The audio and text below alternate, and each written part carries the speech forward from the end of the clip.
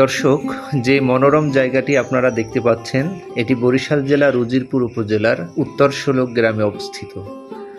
এখানে দেখতে পাচ্ছেন রাস্তার পাশেই কিছু বাঁশ সুন্দরভাবে সাজিয়ে রাখা হয়েছে এবং তার ঠিক এপাশটাতেই আবার কিছু বাঁশ চিরে শলা চেরা আকারে সুবিন্যস্তভাবে রাখা হয়েছে।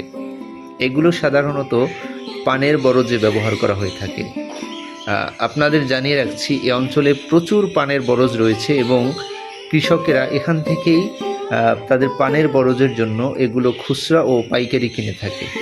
দেখুন, এখানে এই মাচার মতো স্থানটিতে শ্রমিকেরা হয়তো বিশ্রাম নেয় মাঝে মধ্যে, আর রোদের তাপ থেকে বাঁচতে এই মাচার ছায়ায় বসে হয়তো কাজ করেন, যতটুকু আমার মনে হলো।